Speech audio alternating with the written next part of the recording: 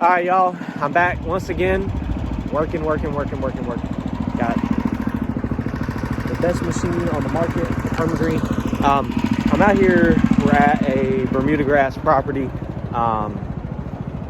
just doing pre-emergence really. I got going down today, or it's really what's been going down the last 3 months almost, but the tank mix is a little different now because of the weather. Let me change around, I got the sun in the way. Yeah, so we are spraying Spectacle at a equivalent rate of 4 ounces an acre. After that, I got Simazine in the tank, 32 ounces an acre, or quart per acre essentially. So that's going to go after some of the broadleafs as well. Give me about 45 to 60 days of pre-emergent activity out of that, in addition to the Indaziflam out of the Spectacle. Also, it's going to give me some post-emergent on some activity on annual bluegrass as well, so that'll be a positive. And then I've been running half an ounce of metsulfuron. That's what I ran last round as my second post in the tank, along with the Simazine and the Indaziflam. But I decided to switch it up. It was 47 degrees this morning. Sulfonylureas, they're very slow. Kind of once you get into the winter months, or once it just kind of starts to generally cool down, they're really slow. So I switched from my sulfonylurea, metsulfuron, methyl, switched over to Change Up. Change Up is MCPA, fluroxypyr, and dicamba. Just basically a 2,4-D replacement, 3-way. It's really good. You get a lot of activity out of the fluroxypyr in there, just a carboxylic acid like triclopyr as well on cool season grass. It's just similar. Dicamba, I'll get some activity out of some broadleaves. Just got to be careful around those trees. And then methylchlorophenoxyacetic acid, aka MCPA. That's just a strict replacement for 2,4-D. I try and stay free of 2,4-D in a lot of the stuff I do, just because of dogs, pets, and animals, even children.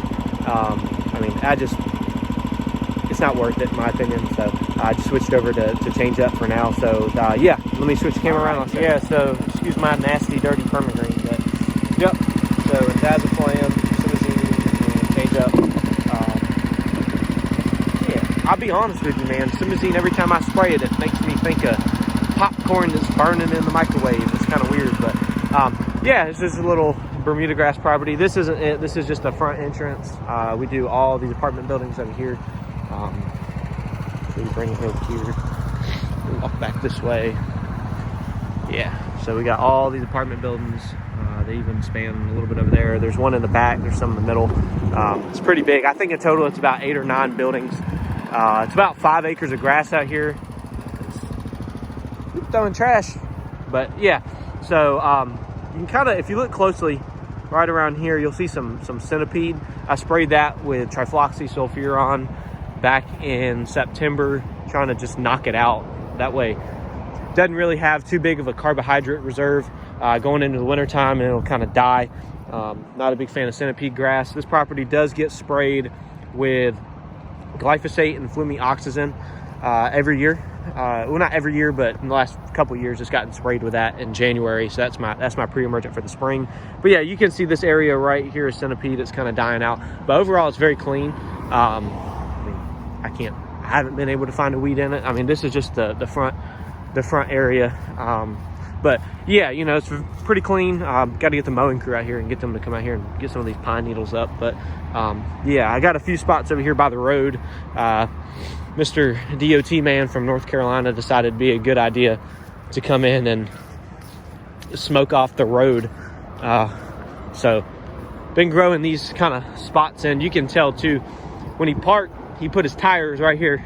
It's a big old divot.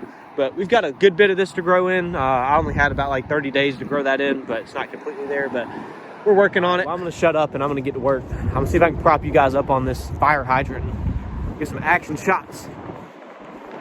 I don't know.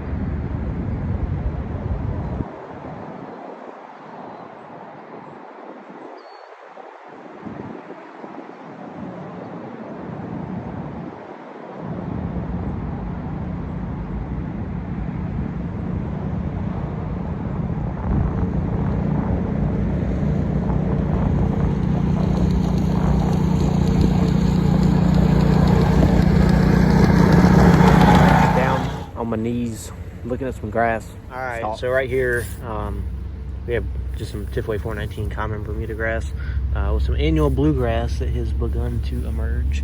Now, forewarning, this was applied with indaziflam. If I look back at my notes, September 15th. Okay. Well, September 15th was the date of application of my first app.